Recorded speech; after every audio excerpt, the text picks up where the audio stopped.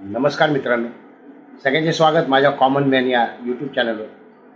मित्रांनो, विधानसभेच्या निवडणुका जवळ येऊ लागल्यात आणि महाराष्ट्रामध्ये राजकीय पक्षांची इतकी खिचडी झालेली आहे, अक्षरशः खिचडी म्हणेन मी.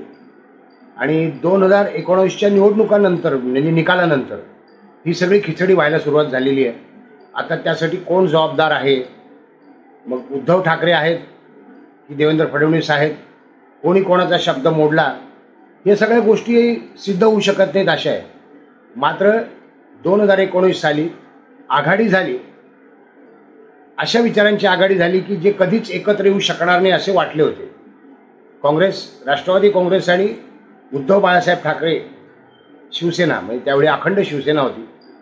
आणि मग त्यानंतरचं पुढचं राजकारण सगळं तुम्हाला माहितीच आहे. आता सध्या विधानसभेमध्ये म्हणजे 2024च्या ज्या निवडणुका होतील त्यामध्ये नेमकं काय होणार आहे याबाबतीत सगळ्यांनाच उत्सुकता आहे. बऱ्याच लोकांना असं वाटतंय की लोकसभेचा जो निकाल आहे त्यासारखाच हा निकाल लागू शकणार आहे. म्हणजे युतीचं सरकार निसटत येऊ शकतं. आता ही युती नेमकी कोणाची राहिलेली आहे? आता युतीमध्ये अर्धी शिवसेना आहे असं आपण म्हणूयात, अर्धी किंवा आपण 80% शिवसेना असं म्हणूयात. होय, युतीमध्ये जे एकनाथ शिंदे साहेब प्रमुख आहेत, त्यानंतर राष्ट्रवादी ती पण 80% आहे आणि भारतीय जनता पार्टी आहेच, इतर छोटे पक्षही आहेत. लोकसभेच्या निवडणुकीच्या वेळा राजसाहेब ठाकरे यांनी बिनशर्त नरेंद्र मोदी यांना पाठिंबा दिला होता, म्हणजे युतीला पाठिंबा दिला होता. आता नेमका त्याचा काय फायदा झाला की काही नुकसान झालं हे काही समजायला मार्ग नाही आहे. निसटत बहुमत मिळालेले आहे भारतीय जनता पार्टीला आणि केंद्रात सरकार स्थापन झालेले आहे. तर राज ठाकरे हे एक नेते जे आक्रमक मानले जातात आणि दुसरे नेते बहुजन समाजाचे नेते, वंचित बहुजन आघाडीचे, म्हणजे असं म्हणेन मी, कारण ते केवळ दलित समाजाचे नेते नाही आहेत. तर वंचित बहुजन आघाडी हा पक्ष आता चांगला प्रस्थापित होतो आहे. जरी त्यांच्याकडं काही सीट्स नसल्या, जरी त्यांचे आमदार खासदार नसले तरी देखील त्यांनी एकेकाळी महाराष्ट्रात धमाल उडवून दिली होती. महाराष्ट्राच्या सर्व प्रमुख राजकीय पक्षांच्या उरात धडकी बनवणारा असा त्यांचा तो झपाटा होता कामाचा आणि अशा प्रकारे त्यांनी मतं मिळवली होती. हा देखील इतिहास आहे. आता लोकसभेमध्ये प्रकाश आंबेडकर यांनी जी उद्धव बाळासाहेब ठाकरे यांच्यावर युती केली होती त्या युतीचं काय झालं हे सगळ्यांना माहिती आहे. म्हणजे ते आघाडीत सामील होण्याचा प्रयत्न करत होते, मग त्यांना सामील करू असं सांगत जागा वाटपावरून खोळंबत ठेवलं, तिष्ठत ठेवलं आणि शेवटी त्यांना वेगळं लढावं लागलं. वंचितचा मतदार हा कमी झाला असं दिसलं.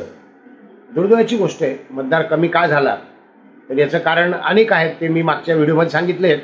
की संविधानाच्या बाबतीतला गैरसमज होता की संविधान बदललं जाणार आहे किंवा आरक्षण बंद होणार आहे आणि त्यामुळे निवडून येऊ शकतो अशा लोकांना प्रकाश आंबेडकरांच्या समर्थकांनी मतं दिली. पण विधानसभेत तसं होणार नाही आहे बरं का, मला खात्री आहे. विधानसभेत प्रकाश आंबेडकरांचे जे मूळ समर्थक आहेत, दलित समाजातील समर्थक, आंबेडकरवादी चळवळीतले समर्थक आणि बहुजन समर्थक, हे सगळे विधानसभेमध्ये पाठीशी असणार आहे. आणि प्रकाश आंबेडकर कोणासोबत युती करतात की एकटे लढतात हे अजून प्रश्नचिन्ह आहे, कारण त्यांनी तसं अजून काही जाहीर केलेलं नाही आहे. आणि दुसरीकडे राजसाहेब ठाकरे, होय, त्यांनी जरी बिनशर्त दिला होता लोकसभेमध्ये, आता मात्र त्यांनी स्वबळाची चर्चा केली आणि स्वबळावर सर्वच्या सर्व जागा लढवणार असे जाहीर केले आहे. त्यांनी असं जाहीर केल्याबरोबर विरोधी पक्षाच्या लोकांनी विधानं करायला सुरुवात केली बरं का. म्हणजे हे सुपारी बहादर आहेत असं काही लोकांनी म्हटलं, त्याच्याहून काल राडा झाला मोठा. बरं, सुपारी बहादर म्हणलं, कारण असं काही कोणाला प्रूव्ह करता येत नाही किंवा असं कुठल्या नेत्यावर उगाच उठसूट आरोप करणं चुकीचं आहे, नक्कीच चुकीचं आहे. आणि त्यावरूनच की तुम्ही सिद्ध करून दाखवा असं आव्हानच दिलं गेलंय आणि अमोल मिटकर यांची गाडी फोडली आहे ते प्रकरण सगळ्यांना माहितीच आहे. तर राजसाहेब ठाकरे आता हे स्वतंत्रपणे निवडणूक लढवणार आहेत किंवा स्वबळावर, तरी स्वबळावरची ताकद कोणी दिली आहे माहीत नाही मला, की त्यांच्याकडे ती ताकद आहेत मुळातच. कारण त्यांचा मराठी माणसाचा मुद्दा गाजला, तसाच हिंदुत्वाचा मुद्दा देखील गाजणार आहे. आणि त्यांनी जर हिंदुत्वाची कास किंवा हिंदुत्वाचा मुद्दाच या निवडणुकीत पुढे ओढला तर ते बऱ्यापैकी जागा मिळवू शकतात. आणि म्हणून मी व्हिडिओमध्येच म्हटलं आहे की किंग मेकर की किंग म्हणजे बाळासाहेब आंबेडकर ते देखील यावेळी बऱ्यापैकी जागा मिळवू शकतात. स्वतंत्र लढले तर माहीत नाही स्वतंत्र लढतील की युतीसोबत किंवा शिंदे साहेबांसोबत लढतील की स्वतंत्र लढतील माहीत नाही. पण हे दोन्ही नेते एकेकाळी महाराष्ट्राच्या उरात धडकी भरवणार, महाराष्ट्राच्या म्हणजे महाराष्ट्राच्या राजकीय नेत्यांच्या, प्रस्थापित राजकीय नेत्यांच्या उरात धडकी भरवणारे आहेत. आणि आता ते मैदानात उतरलेत परत नव्यान जोमाने, नव्या ताकदीने. राजसाहेब ठाकरेंनी जाहीर केले सोबळ आणि त्यांनी सुरुवात देखील केली धडाकेबाज प्रचाराला. त्यांचे दौरे देखील सुरू झाले आहेत. प्रकाश आंबेडकरांचे देखील दौरे सुरू आहेत, पण ते वेगळ्या कारणाने सुरू आहेत. आणि काट टाकलेला आता वंचित बहुजन आघाडी हा पक्ष आपल्याला बघायला मिळतोय. प्रकाश आंबेडकर हे पूर्वीपासून आंदोलन करतेच राहिले आहेत किंवा आंदोलनातूनच ते पुढे आलेले नेते आहेत. अनेक लोकांना वाटत असेल ते घराणेशाहीतून आहेत, पण तसं नाही. राज ठाकरेंचे तळच आहे. घराणेशाहीतून जरी त्यांचं नाव सुरुवातीला वाटलं असलं तरी देखील ते घराणेशाहीतून आलेले नाहीत हे नक्की. तर आता या दोन नेत्यांपैकी या दोन नेत्यांपैकी नेमकं कोण किंग मेकर होणार आणि कोण किंग होणार हे सगळं उत्सुकतेचं वातावरण आहे बरं का. महाराष्ट्रामध्ये उत्सुकता वाढवणार आहे. महाराष्ट्रामध्ये खरोखर या दोघांच्या जर सीट आल्या, त्यांचा जर प्रचार धडाकेबाज झाला तर किंग मेकरच्या भूमिकेत जाऊ शकतात. अगदीच किंग असं मला नाही म्हणता येणार, म्हणजे त्यांच्यापैकी कोणी मुख्यमंत्री बनेल की नाही सांगता येत नाही. अर्थात तेवढ्या क्षमता दोघांमध्ये देखील आहे महाराष्ट्राचा मुख्यमंत्री बनण्याचा. इकडे गोंधळच आहे. जी महाविकास आघाडी आहे ती तो गोंधळ आहे, कारण मुख्यमंत्री पदाचा चेहरा निश्चित नाही आहे. आणि युतीमध्ये ज्यांच्या जास्ती जागा त्यांचा मुख्यमंत्री. जास्ती जागा कोण घेणार आहे? भारतीय जनता पार्टी. मग भारतीय जनता पार्टीच्या किती जागा निवडून येतात, शिंदे साहेबांचे किती येतात आणि अजितदादांचे किती येतात?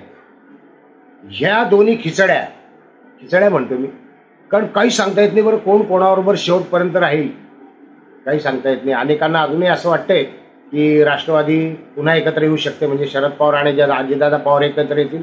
अनेकांना असे वाटते की उद्धव ठाकरे हे पुन्हा भारतीय जनता पार्टीसोबत येऊ शकतील, म्हणजे गंमतच आहे की नाही. म्हणून मी खिचडी हा शब्द वापरला. तो कोण कोणासोबत राहील, कोण कोणासोबत जाईल हे माहीत नाही. परंतु हे दोन नेते मी जे नावं घेतले हे नक्कीच किंग मेकरच्या भूमिकेत असतील.